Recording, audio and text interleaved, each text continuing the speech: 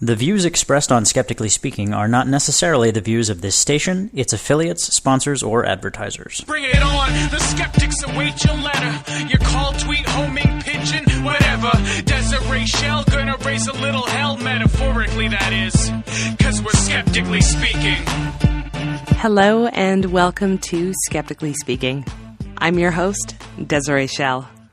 You may have noticed that on Skeptically Speaking, we do very few episodes about math, even though there are at least 2 people on the team who adore it. And that is because I am a math phobe. But I really want to like math, or at least to be less terrified of it than I am right now. And one of the ways I do that is to pay attention to all the little ways that math applies to me. So today we'll be joined by Jennifer Ouellette, author of The Calculus Diaries, How Math Can Help You Lose Weight, Win in Vegas, and Survive a Zombie Apocalypse. But first, to Speaking Up. I'm in the studio with Baba Brinkman, former tree planter with a master's in medieval and Renaissance English literature, who was on the show a while back to talk about his album, The Rap Guide to Evolution. He's back today with a new project, The Rap Guide to Human Nature. Welcome, Baba. Thank you very much. Great to be here. So I sense a theme. Yeah, there's definitely a theme. And the Rap Guide to Human Nature specifically focuses on evolutionary psychology, which was one small component of the Rap Guide to Evolution, which I wanted to have be the big picture, the microbes to man side of things. But the one bit that I did on evolutionary psychology, which was about income disparity and life expectancy and murder rates and teenage pregnancy rates, survival of the fittest, got one of the strongest responses off people. People would say, the whole show was cool, but that bit about teenage pregnancy and life expectancy, of course, it applies to human behavior too. And I knew, even when I was writing the Rap Guide to Evolution, that was one of about a dozen really fascinating evolutionary psychology examples that I could have used in the show, but because I was going for the big picture, I had to choose one. So then I sort of collected all the other bits, and they became the Rap Guide to Human Nature. Are you addicted to science, sir? Is that where we've gone? I'm certainly addicted to reading about science, and I guess talking about it too. Yeah, it's been a weird one. My family makes fun of me that I've converted to a new religion, I guess because of the zeal, and every sort of subject I tend to like, oh yeah, but I read this really fascinating thing, and have you heard about this? And yeah, I don't know what it is. You do it well, sir. Well, thank you. So tell us about the album. Well, it's got 19 tracks, and what I went for with this one is a little different than the last one, because last time, and when I did the Rap Guide to Evolution, I joked that it was peer-reviewed hip-hop, and that was the case because I had sent the lyrics and had them sort of pre-screened, which I did do with this one as well, but instead of changing the lyrics to make the content all accurate, I left the errors in and had the scientists who peer-reviewed it send me voicemail messages telling me where I had screwed up, and then recorded their voices and put them in the album. So there's some bits where I start waxing eloquent about liberal politics and the liberal view of religion, that it's all just arbitrary messages that are culturally constructed and have no basis in morality. And then David Buss calls me and says, I think you missed the point of that, because there's actually an adaptive reason behind it. And it shows the dialectic process of science rather than just talking about science, and the sort of self-correcting nature of the enterprise. Some of these songs are fascinating. Now you have hypothesis 1 through 5. Explain that. Well, basically, when you talk about human behavior to people, this is not something I got from any book, but I've just found that these are the 5 positions that people tend to clump around. And what they are basically is moving closer and closer towards a truly evolutionary view of human behavior. So the sort of furthest planet out from the evolutionary sun, if you will, is creationism, which denies that it happened at all. And there's a creationist view of human behavior and human nature, which is that it came from God. And we're fallen beings, and the Bible gives us all we need to know about the origins of human behavior. It's us sinning and falling into the temptations of the devil. And when we do good, we're, listening to the voice of God inside us, and when we do bad, we're not. So that's an internally coherent explanation of human nature that works for a lot of people. Right. It doesn't conform in any way to the facts on the ground or the findings of science, but as long as you ignore those, it works. And then the next one is spiritualism, which says, okay, yes, evolution happened, but it is the process by which consciousness is realizing itself. And consciousness pre-existed before life, and then life is the way that consciousness, not necessarily God as a sort of fiddling entity, but some sort of spiritual principle or force, like in Star Wars. And there's this sort of, Buddhism is an atheist religion, but it believes in this sort of divine spark that manifests itself through living things. Spiritualism clumps together a lot of different views, but it's basically like the people who say, oh, I'm not religious, but I'm spiritual, or science doesn't have all the answers, which, the people who just want to believe that there's something more, but they can't bring themselves to subscribe to a doctrine. Right. That's spiritualism. And I can actually say that's sort of that's the mindset that I was raised in. My parents have leanings, spiritual leanings. Yeah. And then the third one is social constructivism, which accepts evolution up until the caveman era. Evolution can explain all of our anatomical developments. Of course, we've evolved, but all of our behavior is socially constructed by our cultures, and we learn it, and we mimic people, and there's no evolutionary influence to human behavior, human preferences, and human desires. So that's the view that there's no supernatural explanation, but neither is there any biological one for any behavior. That one also is logically coherent and was sort of the norm in the majority of academic thinking for most of this century. It's only sort of in the last 30 or 40 years that sociobiology with E.O. Wilson and then now evolutionary psychology is starting to sort of do the research and say, actually, there's some things going on here that can't be explained by culture, that run a bit deeper and are manifestations of our evolutionary heritage. And then the last two are sort of the two poles of the purely evolutionary thinking.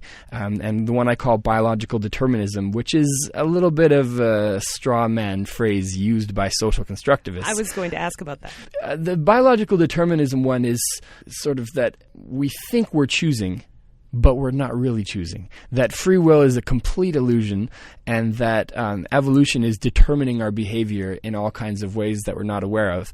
And it's sort of the bleak side of the view, that the strong will overpower the weak, and that all of the things that we do to sort of impose cooperation and conciliation on human behavior are actually sort of illusions that we subscribe to because they're safe. So it's sort of the view that free choice is an illusion, like religion is an illusion. Right. I don't think that conforms to the facts as well as the final one, which I call evolutionism, which is, it sort of absorbs the best parts of both social constructivism and biological determinism and jettisons the sort of more ideological parts. And it's that, yes, we evolved. Yes, evolution influences our behavior, but doesn't determine it. There's a predisposition that comes from evolution and also free choice, and that the things that we call culture are not in opposition to evolution.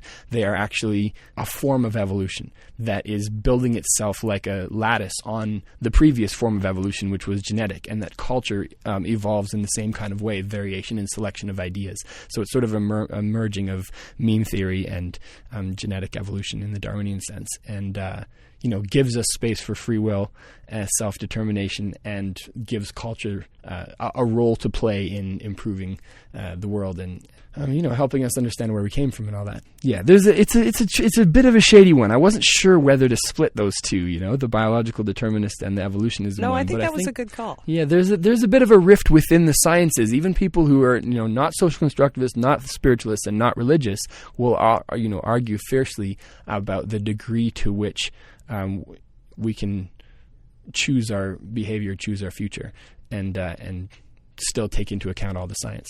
Well, this is interesting because this album isn't really, your last one was almost purely science in a lot of ways, and this one brings in a lot more philosophy, really. So was that on purpose? Yeah, this album largely came out of performing the Rap Guide to Evolution for a year and having a lot of conversations with people. With the Rap Guide to Evolution, I tried to really say, these are the things that scientists all agree on. And with the Rap Guide to Human Nature, that's where you get more and more contentious. Everything becomes sort of open for debate, and even a lot of the findings of evolutionary psychology, people will point to other studies that contradict them.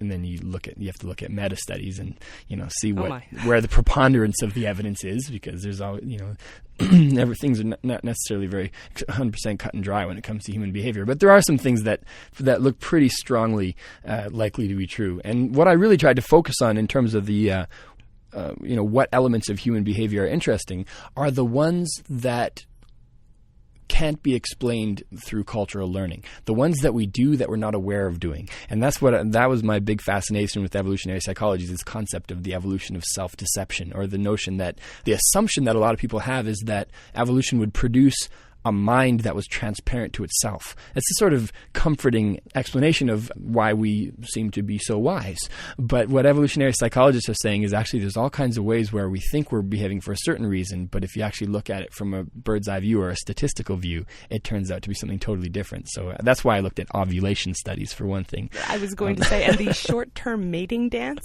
Well, which is just sort of a catch-all of all of the evolutionary stuff around mating behavior. Yeah.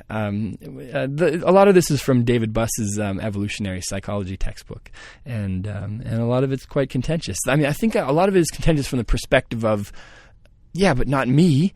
That's not why I choose people. Right. That's not, I interact with people based on how I feel about them. But then things. There's a logic to the feelings, right? And that can be found that's because no one, there are messages in our culture that say dress a certain way and act a certain way and value certain things in a mate or whatever. But there's no message in our culture that says prefer a certain mate at this time of the month and not that time of the month. And when you see preferences really strongly fluctuating over these periods, and suddenly you got preferences for symmetry and creative use of language and public dominance displays and strong jawlines and low voices and all these masculinity things. And there's really cleverly designed studies that are meant to control for the messaging of our culture and show that there's something more going on there than anything we could have picked up on in that sense. So.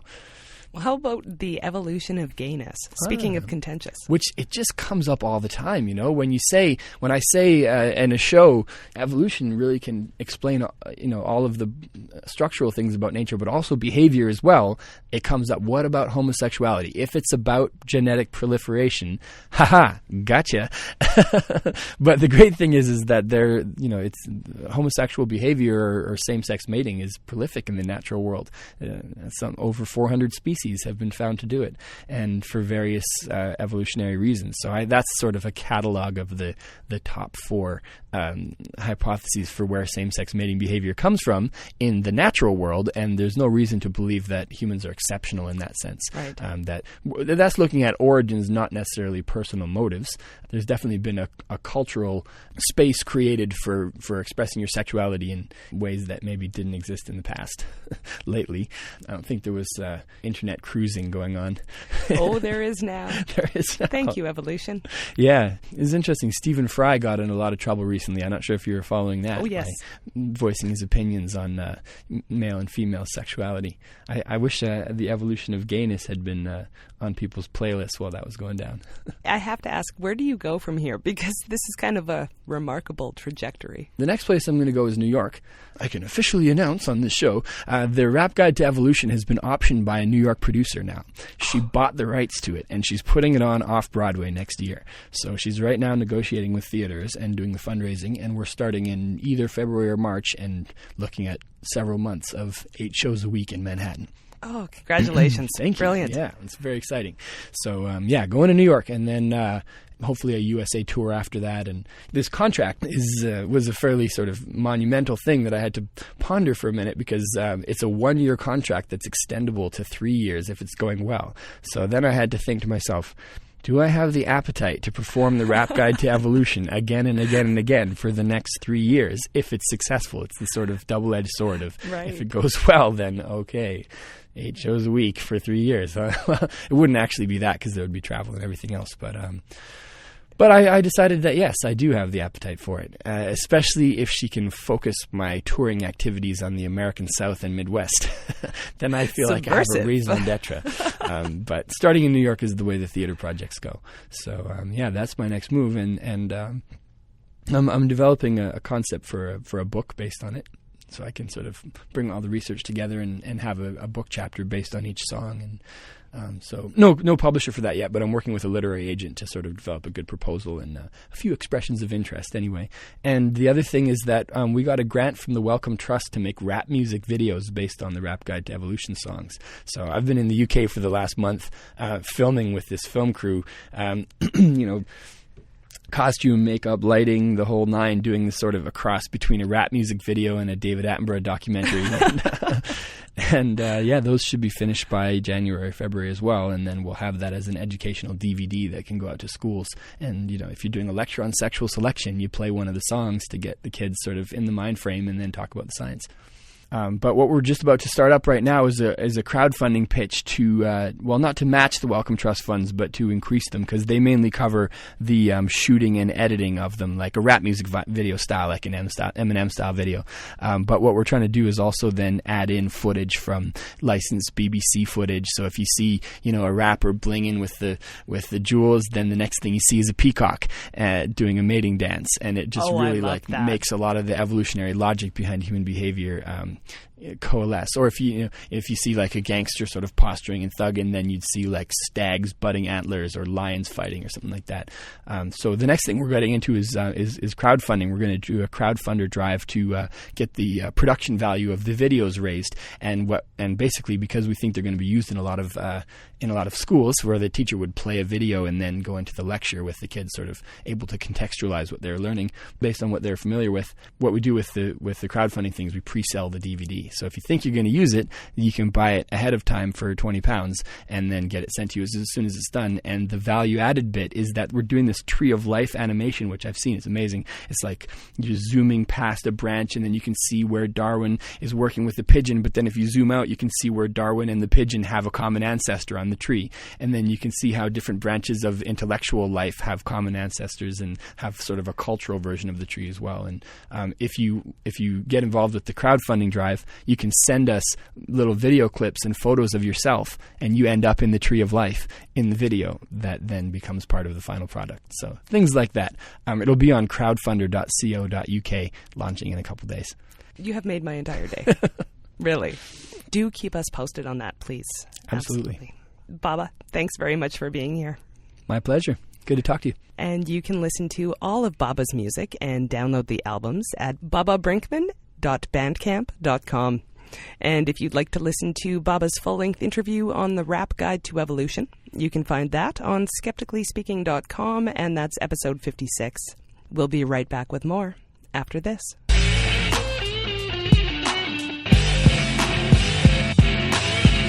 Skeptically Speaking wants you to question everything.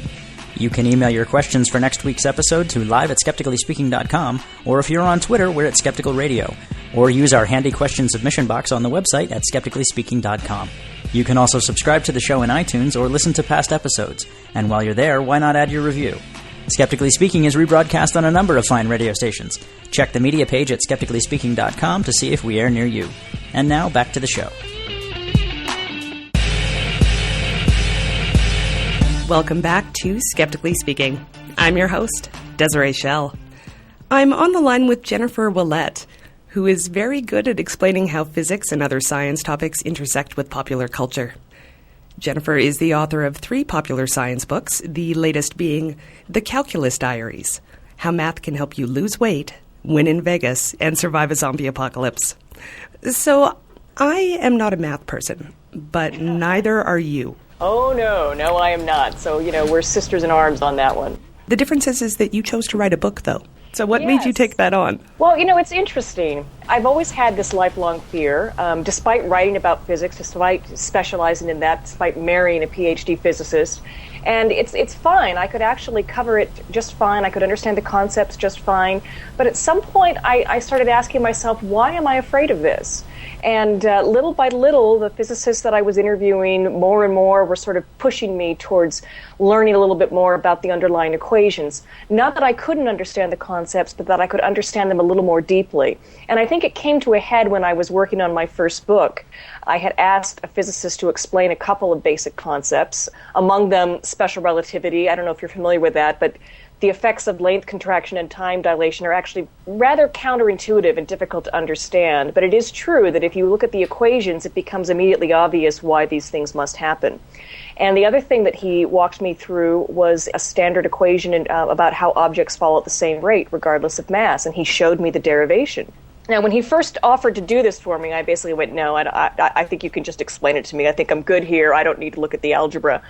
And he just guilted me into it. He said, look, it's not real math. It's just algebra. And trust me, you're smart enough. You can get this. And he walked me through it. And you can actually see the little m for the mass of the object cancel out so that just the big M for the mass of the Earth is left in terms of what's relevant in that equation. And it made me realize that math actually, not only does it describe our real world, but can also help me understand certain concepts in physics, because sometimes nature will lie to you. And that's why I say that math is actually really important, particularly for skeptics. You can't always believe your eyes, particularly when you're dealing with the laws of physics. There's still a further step to being able to understand math and wanting to write a book. Were you scared at all? Were you worried? Because I do an hour-long math show, and it already feels vaguely like an exam. I think that if I had not been married to a physicist, right, and did not have a lot of very good friends who happened to be physicists, I would never have done it. I think I would have been afraid. But part of the process was conquering that fear as well, basically saying, you know what, I'm going to just be honest and tell people just how stupid I am when it comes to math. Honestly, I picked up The Complete Idiot's Guide to Calculus, and it was over my head when I started. It was just a little too much. Because remember, I was doing this as an adult, so, you know, my algebra and geometry and trig classes from high school were, let's say, not fresh. So I had to review all of those things, and then I had to remind myself of certain mathematical rules and symbols and things that I had not dealt with since high school, because the math side of my brain had atrophied quite badly since high school. So yeah, and one of the reasons that I thought to do it, initially I was going to write a series of blog posts about my journey, and then I realized there was an actual book here. And the trick here, the brave part, I think, was just being honest about my own ignorance, because people will be a little harsh on you and say, oh, come on, how would you not know what a mathematical function is? Well, I can type in Google and I can look up the definition of what a function is, and I can parrot that back to you, but that doesn't mean I understand what a mathematical function is at a deep cognitive level. Right. And a lot of what the book was about was not letting myself do that, basically making sure that I understood these very basic concepts in a way that I could then convey to someone else. Well, then let's start with the basics. What is calculus? You know, the buzzword is that it's a way of measuring change in motion, and people who say that calculus is not relevant to their lives aren't really thinking about it very clearly, because if you think about what in your life involves some kind of change or motion, it's everywhere. I like to say that, you know, calculus, you're soaking in it all the time. We simply don't do it consciously. We're not making the calculus that we encounter in our daily life, we're not making that into an actual equation. And the reason for that is because they become very complicated very, very quickly. The real world's messy.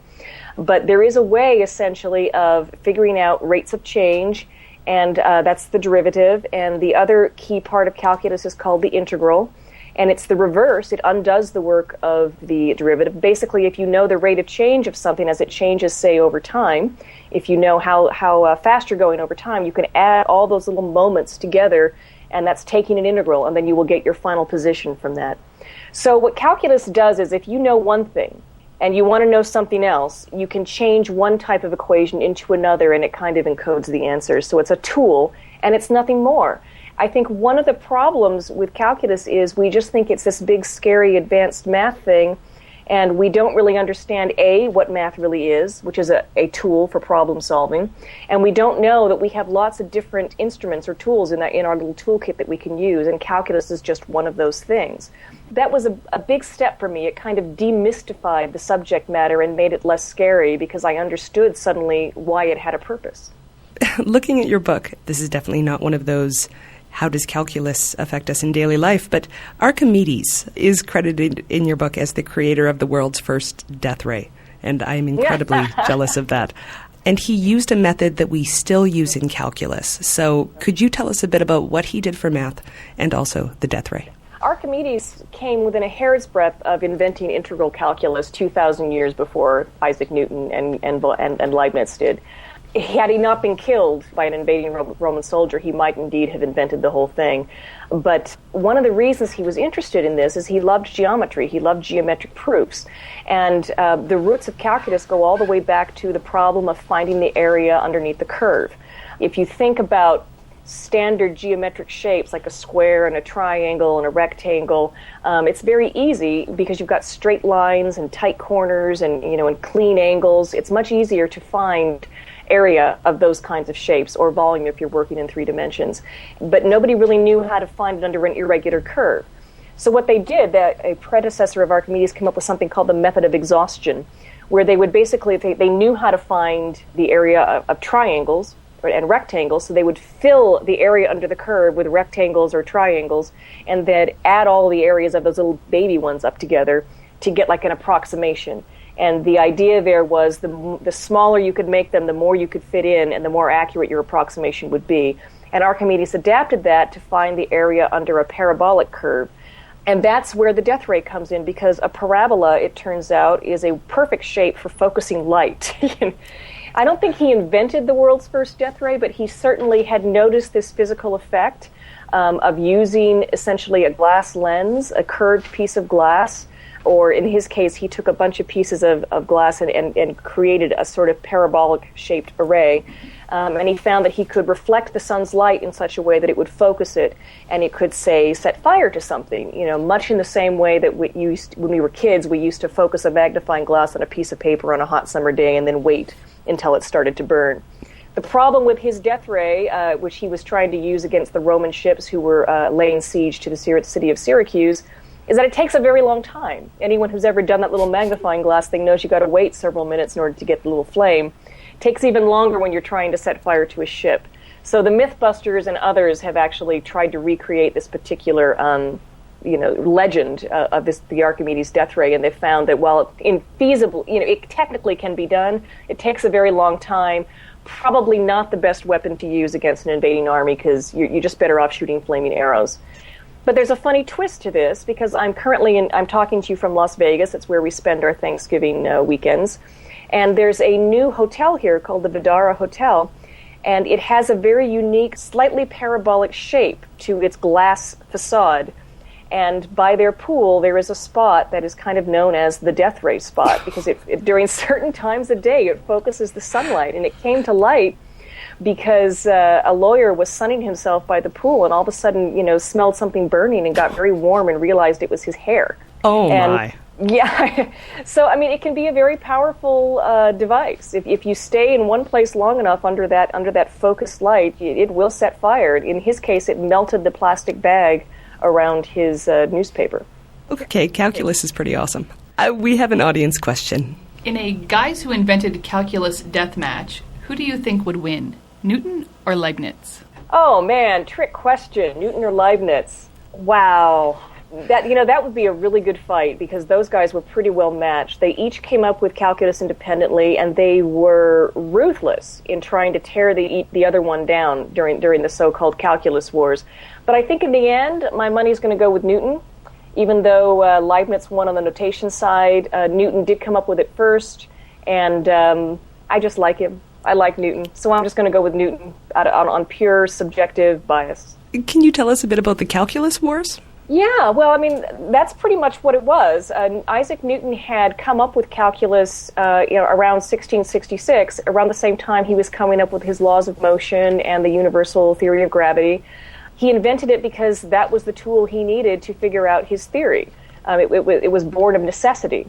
But he didn't publish it, and I think there's a lesson here for scientists. If you don't publish your work and nobody knows you did it, how can you lay claim to being the first? But he did write personal letters to people, and there were clues buried here and there in his work about it. Meanwhile, over in Europe, Leibniz, who was a little bit younger than Newton, was coming up with this all on his own, coming up with similar ideas. In defense of Leibniz, I think, he really did come up with it independently. Newton was under the impression that Leibniz had gotten hold of some of his correspondence and had stolen his idea. But in fact, calculus is built on many, many generations of mathematicians who, made these really important developments, and it was really Newton and Leibniz who took all of those and synthesized it and put it all together. I think that by the time you hit the 1600s, the mid-1600s, the time was ripe for the invention of calculus. And it's not surprising that a couple of separate two people came up with it independently, roughly, 20 years apart. So the calculus wars happened when Newton finally published, as an appendix to his optics book, his notion of integral and derivative and differential calculus, and Leibniz promptly accused him of plagiarism. And that, of course, incensed Newton because he had come up with this 25 years before, and it just started this huge academic warfare, with them like sniping at each other in academic journals. It pitted England against the rest of Europe. And in fact, England did not adopt the Leibniz notation that was used for the rest of the world until like the 20th century. They were so bitter, Actually, it's more like the 19th century, but they fought it for a long time. They all sided with Newton. It became this big war with everybody taking sides in academia. Audience, you're listening to Skeptically Speaking. I'm talking to author Jennifer Ouellette about calculus, and I haven't twitched once. If you have questions, email us at live@skepticallyspeaking.com or tweet us at Skeptical Radio. So you spend most of your book talking about how we can use calculus in our daily lives. And one example that hits close to home for me, at least, is figuring out if we're there yet. So how do we do that? Well, that's actually a very simple calculus problem. It tends to be simplified and idealized in calculus textbooks because, again, the problems get very complicated very quickly when you start figuring in all the other things. But essentially, you're just trying to figure out position. Are we there yet? So then you ask yourself, well, what do we know? And let's say your odometer is broken, so you don't know where you are. But your speedometer has been tracking your speed the entire time. So essentially what that's done, what your car does is, for every little moment in time, it tracks your instantaneous speed. You can add each little moment of time up, add all that speed together to figure out where you ended up over time. And that's taking an integral. It's a very, very simple problem, and it really does work. The other thing that you can use it for is if you are on a free-fall ride in Disneyland. I think I used this. That's another parabolic curve. It turns out that an object in free fall, if you plot its change in position over time, forms a parabolic curve. Again, if you know, say, one piece of information, how fast you're going, your velocity, you can take an integral in order to find out your final position. You can get your position function, and then you just kind of plug in a moment in time. It'll spit back your position. And one of the greatest things, when I dragged my husband to Disneyland, we rode Space Mountain. And I don't know if you've been on Space Mountain, but it's not a fancy roller coaster. A lot of the thrills come from the fact that you can't see where you're going during the ride because it's all dark inside, except so you really feel like you're shooting through space. And we finished the ride, and Sean turned to me and he says, this is a classic textbook calculus problem because, you can't see where you're going, but you can feel the effects of acceleration, the g-forces. Various mathematical functions are related to each other in interesting ways. So if you know your acceleration, you can take one integral to figure out your velocity, how fast you're going at each moment in time. And then you take another integral to get your position. So he basically said you take a double integral, you track your acceleration. You can do this with an iPhone app, believe it or not, or you can build your own accelerometer, but the iPhone has one built in. And there's an app for that. It will track your change in acceleration over time. It'll spit you back your mathematical function. You can use a computer to retrace your path. You'll need a computer for that because it's 3D. It's going, it's got vectors and it's got it's changing position velocity constantly. So you will need to do a computer for that. But the concept, and a lot of what I was trying to do in the book was get across the concepts about the fact that this is a tool and you use it to solve real world problems. The concept is very simple. Well, you also actually talk about maximizing your fuel efficiency, choosing your next vehicle using graphs. Yeah, that's an interesting question because it's another aspect of how we can fool ourselves. It's called the MPG illusion, and there was actually a paper in Science Magazine 2008. It's in my bibliography of the book. But if you think about, which car should you replace? I mean, if you have like an 18 miles per gallon Chevy pickup and you have a, 28 mile per gallon, Corolla or whatever, which, should you replace the Corolla with, something, a Prius that gets, say, 50 miles per gallon, give or take, or should you replace your Chevy pickup with a cheaper non-hybrid car that only gets, like, say, 32 miles per gallon? And in one case, you save, it looks like miles per gallon, you're saving, 15 miles per gallon, and another you're saving 10. You would think you would go with the 15 and replace your 28 miles per gallon. But in fact, these are not linear. It turns out that miles per gallon is actually not a very good gauge of fuel efficiency. And if you had not run that problem, if these two researchers had not run that problem, they never would have found it. You actually have an inverse, they're inversely proportional to each other. So that is another way I think that math can help us. I mean, there is certain things that, nature will lie to you. Nature will fool you. Your eyes can fool you. And you can make certain assumptions about your mathematical, model that are not true. And until you actually work the problem, you'll never know. We have a question from the chat room. Can calculus help do database or Google searches faster and or more accurate? And that's from Evil Ray. I don't know. I mean, that we're talking about really advanced algorithms by the time we get to Google searches and things like that. Calculus, again, is very, very specific for specific kinds of problems. I mean, if you're looking at a rate of change, or if you're looking at, adding a bunch of little things up together to find like a final answer, that's going to be what a calculus problem will help you solve. By the time you're getting into some of these data mining algorithms and these filtering mechanisms, there might be a little piece of calculus involved in there, but they're much more complicated equations. So you also apply mathematical inquiry to gambling, specifically craps. Tell us a little bit about the proud history of the game, first of all. Well, it's funny. When I started looking at gambling, we go to Vegas a lot, and we play poker. But poker is too complicated, and I really wanted to just talk about some of the basics of probability theory. So I thought, well, craps, there's just two dice, easy enough. And then I started delving into the history of craps, and I found that actually a lot of probability theory in general grew out of, wealthy patrons with gambling problems who would essentially hire scientists and mathematicians to help them win more often, or understand why they were losing, or why certain numbers came up more frequently when they were tossing dice than others. And that's kind of the essence of craps. I have tremendous respect for the Vegas casinos and how good they are with mathematical probability. Because it's a game, it's a literal game, but it's also, there's a game in terms of you don't want to have people lose all the time. You want it to be kind of a slow bleed. You want them to occasionally win, so they keep playing, thinking that if they just keep playing, they'll win their money back. And it just becomes this slow bleed over time, and you really only need about a 1.42% edge in craps to do that. So that's essentially what you do. It turns out one of the key elements, I think, that makes craps unfair, that gives the house its advantage, is that once a craps game gets underway, and remember you're tossing two die, then the losing roll becomes a 7. 7 is the most common number that's going to come up in craps, and it's very easy to understand why, because a key element of probability is, the more ways there is for something to happen, the more likely it is. If you want to roll a 2, there's only one option. You've got to roll snake eyes, 1 plus 1. If you want to roll a 7, you can roll 1 plus 6, 2 plus 5, 3 plus 4, and then because there's two dice, you count the other way as well. 4 plus 3, 5 plus 2, 6 plus 1.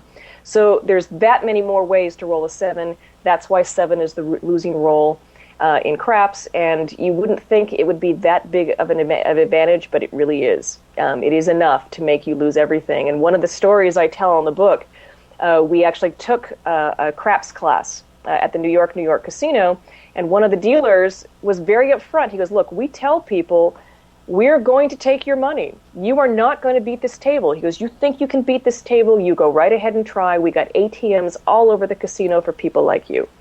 And even telling them that, they always think they're the exception.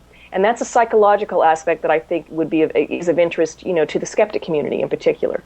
And we have a question from the chat room. Can you give a concrete example of why a 60-year-old should be interested in learning calculus? And that's from Loxloy.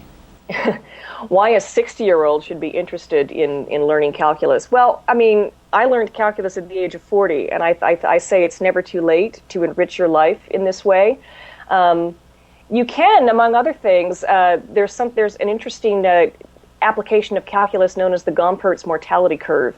And this was a man named Gompertz, obviously, around in the 1800s, 19th century, who figured out that every 7 years or so of life, in terms of a human life, your chances of dying doubles. That's assuming natural death. And it's weird because this is actually very true, and he used calculus to figure this out. He was very much into drawing up life insurance tables and things like that. And it's true across species. If you figure out the average lifespan for species and you adapt this problem to different species, you get the same kind of curve. It's really bizarre. You get the same kind of doubling. The other place where I think it can also help is in terms of health and fitness. Many people don't actually realize this, but your diet and exercise and losing and gaining weight, it all comes down to thermodynamics, which in turn comes down to some basic calculus. If you think about your metabolic rate, that's a rate of change. It's a rate the rate at which you are burning up or using energy. And what your Stairmaster or whatever machine you use does as you're exercising on that is it is approximating your rate of your metabolic rate, that rate at which you are burning energy, and it's taking an integral. It's adding all of those things up to figure out how many calories you burn, say, over 30 minutes to an hour. So these are all ways that I think, calculus, even if we don't actually get out pencil and paper and form the problem, an awareness of math and calculus and where the fact that it is around us, whether we acknowledge it or not, it's never too late. I found it very enriching, very eye-opening to be able to see, to catch these occasional glimpses that math is not some strange abstract thing. It really is the language of nature. And even just doing this for a couple of years and looking into this math and writing the book, I feel like I've gotten a little peek under nature's veil and seen this amazing world that's just beyond my grasp. And it makes me want to learn more. And we have a question from the chat room, actually, on that exact topic. How has gaining an understanding of these concepts changed your everyday life? And that's from Barbara Drescher. I actually know Barbara. It's very much what I just said. I mean, it actually helped me to see the world in a new way. And I think more importantly, it gave me a certain amount of confidence. Remember, I was afraid of math, and I'm not kidding when I say I was afraid of math. I mean, I would just get that pit, that knot in my stomach at the thought of having to face an equation. And I have friends, who are also math phobic, who break out into cold sweats. And I would say that the biggest thing that I've gained is losing that, where now when I see an equation, I don't get that knee-jerk reaction thing. I don't get the sweaty palms. I don't get that knot in my stomach. Instead, I'm much more likely to want to kind of see how much of it I can figure out. To see, it's a strange new language, and I know just enough of the language now that I can kind of tease out little hints about its possible meaning. And then I have people I can ask, to help me with the rest of it. And that is amazing because I think, it's symbolic. I think anytime we're afraid to try something, anytime we back away from a challenge or refuse a challenge because we're afraid of failure, that kind of dictates, our success in life. I think that we need a much healthier attitude towards failure in general, in school and learning math. And one of the reasons that I learned this was when I got a black belt in jiu-jitsu. I realized that the way I learned jiu-jitsu was not by striding onto the mat on day one and acing every single move. No, I got knocked on my butt again and again and again, and I made mistakes, and I got back up, and I tried again, and I did this over and over and over again until I learned stuff, and I got really good at it. And I had to ask myself at some point, why was I not willing to do that with math? Why did I fail once at math and then just assume, well, I'm not good at this, so I'm not going to do it anymore? And it became kind of a personal failure of mine, a personal challenge to overcome something that I'd given up on. I think I'm actually a better person as a result because I faced down that fear. And I think it's true anytime you face down a fear. You're tuned into Skeptically Speaking, and we're talking with author Jennifer Ouellette about how much advanced math figures into our daily lives and how we math phobes can learn to love the language of numbers. Email us at live@skepticallyspeaking.com or tweet us at Skeptical Radio. And we'll be right back after this.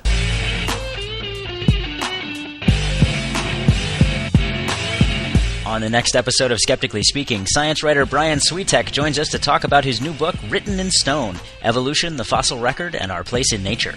We'll take a detailed look at the fossil evidence to learn about the evolution of life on Earth and our evolving understanding of how the whole process works. And on Speaking Up, we'll ask paleozoologist Darren Naish about the science of Godzilla, his look at the hypothetical biology, anatomy, and physics of the famous movie monster. That's next week on Skeptically Speaking, Friday night at 6 Mountain Time, live at skepticallyspeaking.com.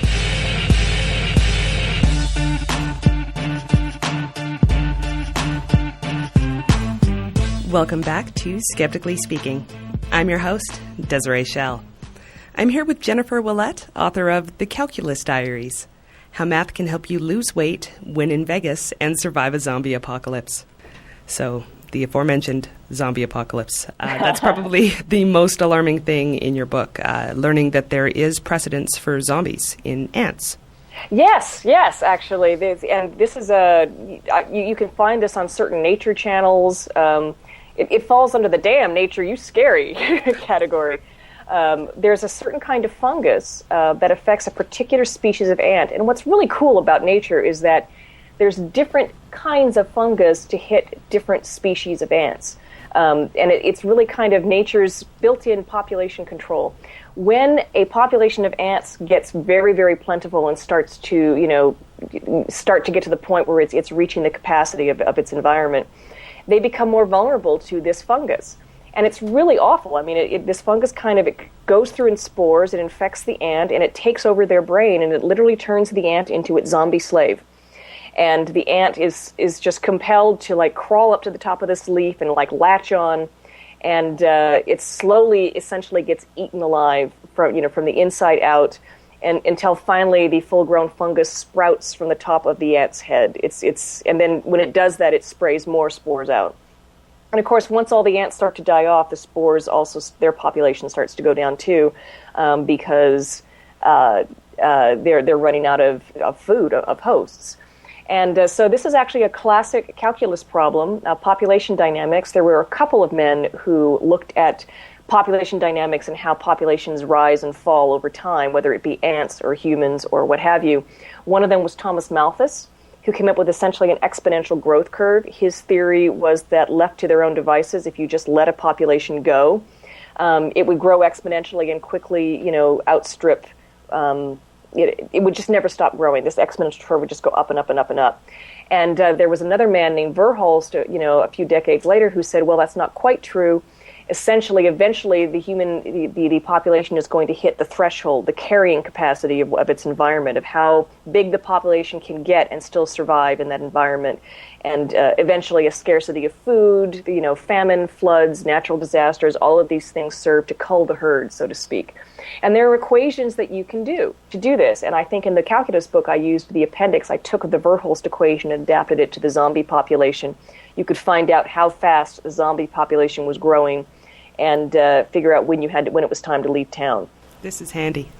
It is very handy, but there's also a serious aspect to this. There is an epidemiologist in Canada, University of Ottawa, named Robert Smith, and he wrote this wonderful paper a year or two ago called When Zombies Attack.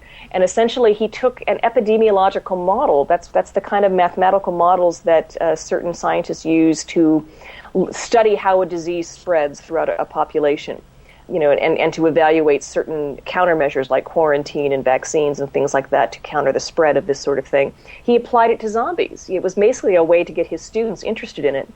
And it was a wonderful paper because it was a calculus problem, a couple differential equations. It was a rather complicated calculus problem, but conceptually it was easy for people to grasp. You had to look at, the rate at which the human population was, being born, the rate at which they're dying, the rate at which zombies are being created. And the key thing with zombies that we don't actually have in the real world is that zombies can come back to life. The dead come back to life. Someone gets infected with the zombie virus, and when they die, they come back as a zombie. And that basically means that if we do nothing, the zombies will wipe out the human race in roughly 4 days. So, and his plan of attack, he said the only thing that really works is, A, we partner with the vampires. That's assuming vampires are willing to partner with us. And B, we essentially take the Zombieland strategy. We nut up or shut up, and we just kill as many as possible, as fast as possible, to kind of cull the zombie herd. That's the only way you can get their numbers down enough so that they don't wipe out the entire human race. And he's actually used this to study real diseases, such as HIV, these other kinds of diseases that are sort of latent and slow-moving, where people get infected, but they don't die right away.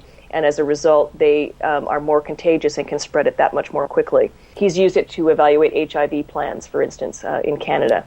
So as much fun as I had, applying calculus to zombies, and as relevant as that is, it also has, a very real-world application that could save lives. Now, you actually looked at cell phone data studies as well. I mentioned those in passing. That's another way I think that you can actually use mathematical modeling. And this, again, it's less calculus. Calculus is a part of it, but it's much deeper. It's more like the Google question that we had. There's some complicated algorithms at work here. But there's a man named Nathan Eagle, among others, and he's at the Santa Fe Institute, who is able to look at cell phone data and predict certain behaviors. You can certainly predict social networks, and social networks are a really key element in terms of how fast a disease spreads, because that's how you can track an individual. Sometimes you can even find out where ground zero was, where the disease started, the outbreak started, by tracking, various people's path, where they go with their cell phones, and you can see outbreaks corresponding with where they've been. So that person is a carrier. That person is infecting people as he goes out. It's interesting. They can also use it for terrorism, for national defense, things like that.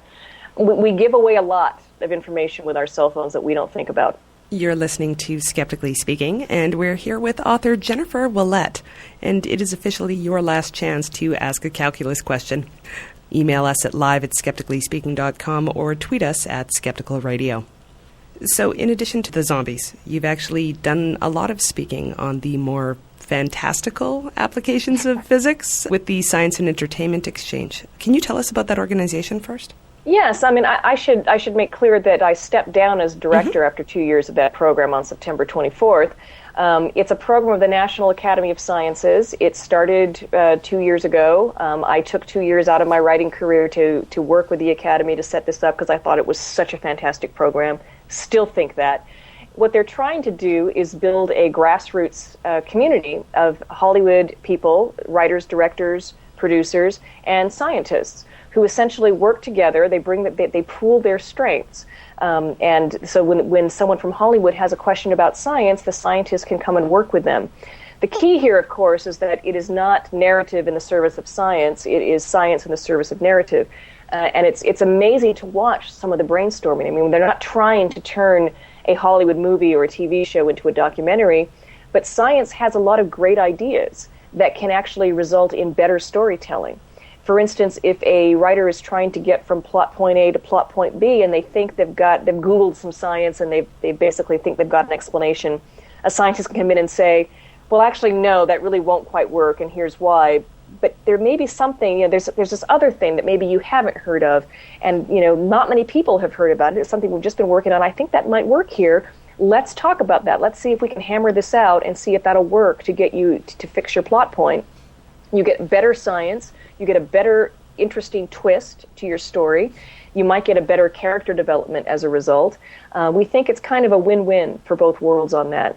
And they're going into phase 2 in the coming years, and I'm very excited to see where they go with that, because I think that they're going to start partnering more with educational organizations. You can't teach science with entertainment. The Hollywood contingent really, but they can help inspire. But you can make people want to learn more. So one of the things that I was really intrigued by, the TV show Fringe actually now has a Science of Fringe curriculum project up online. And for season 5 of Lost, when the people who did the DVD, they made a Lost University with little online courses. So this is a trend that's starting to take shape in Hollywood, working with scientific organizations and educational organizations, working it into the actual marketing for the film and TV industry. And maybe this is a way to get people wanting to learn more about science and then give them a way to delve a bit deeper in a way that a standard classroom setting might not allow them to do. Since you're here and we're on the topic, Connie Willis's new book, or books really, Blackout, All Clear. That's about time travel. Any real physics in there? Any real math? Yes. They're actually, there's very good physics, actually. My husband hasn't read her series. This is part of this fictional world that she created way back with the Doomsday Book. My husband is Sean Carroll, and I call him the Time Lord because he cares very deeply about the arrow of time and the physics of time travel and that sort of thing. And he always gets annoyed, at Hollywood treatments and fictional treatments of time travel. So he has like these rules for time travel. And what I love about Willis's world is that she actually tries to address those. She also is married to a physicist, and this shows up in her work. In her world, they've invented time travel, but as a way for historians to essentially go back in time and study history firsthand. But they can't, the system will not let them alter the course of history. And that's been a staple of this world through about 3 different novels. And in this current big blockbuster, World War II era, 2 novels and all lumped into one, she actually starts questioning that. And it was one of those things where I was kind of going, I don't know if she's going to pull this off. I think she's kind of in some dicey ground here. And gosh darn it, she pulled it off. It was a really, really inventive approach to time travel. Epic, big, sprawling epic, and good science, I think. You have inspired somebody. This is Nathan on the line. And go ahead, Nathan. Yes, hello. I was interested in how you mentioned Lost as a show that uses science, even though it's kind of, I thought it was kind of fictional science, but maybe you think otherwise. What other popular culture or television shows that use science to good effect, or what else are you a fan of? Oh, okay. What other TV and film am I a fan of that I think use science to good effect? I love a lot of different things. I think The Big Bang Theory, which even though it's a sitcom and people complain about the stereotypes of the physicists, it has some of the best physics on TV right now. I loved Numbers. I thought they did a really good job at making math accessible and relevant to the plot lines. Day after, we all use math every day was their tagline.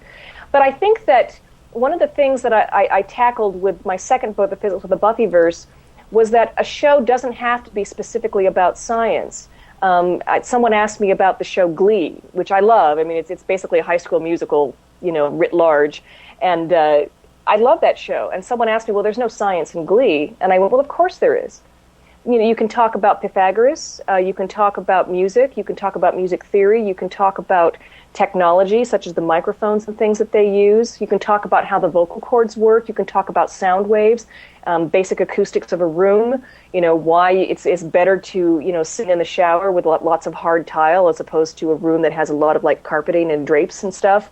You can find science everywhere. And that's kind of one of the reasons that I think that we really haven't tapped the potential of entertainment, the entertainment industry for this, because science is going to be in everything on some level, and it's just a matter of finding a way to tailor it to certain classroom curricula so that it's useful to teachers. And our last question is from the chat room.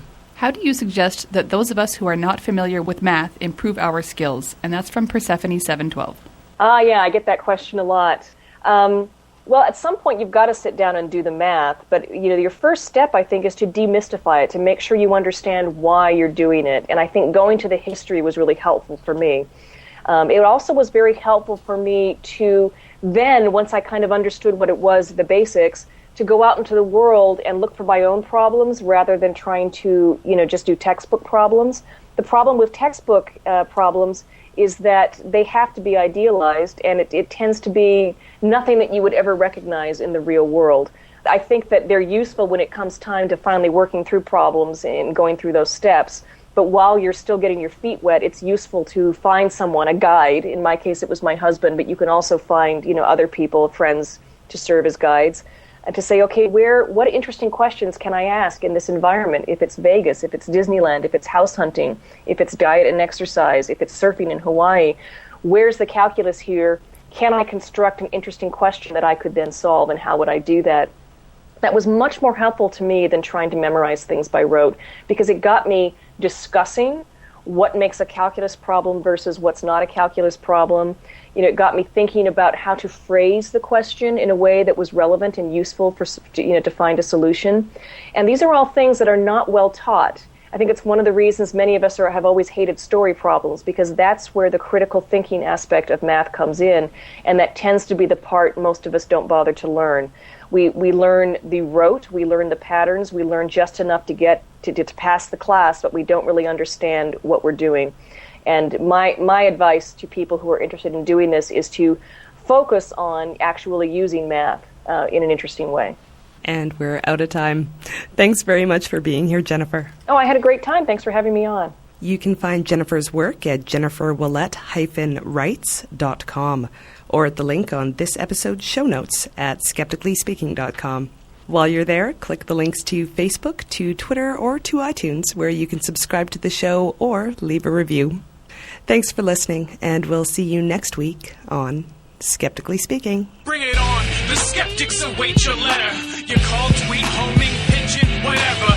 Desiree Shell, gonna raise a little hell, break the spell of Pavlov's bells. Cause we're skeptically speaking, on mind reading tarot cards and witches, psychics, and their spoon-bending mind tricks. All the humbug, flim-flam, frauds and shams, the charlatan woo. I don't think you understand, it's the hocus pocus, out of focus locus, eroding the brain, making gains on the hopeless. Let the crystal ball fall, smash on the floor, leave the pieces alone, we don't need them anymore. Just a microscope, telescope, magnifier, reading in between the lines of these lies. Bring it on, the skeptics await your letter. Your call, tweet, homing, pigeon, whatever. Desiree Shell, gonna raise a little hell, metaphorically that is, cause we're skeptically speaking.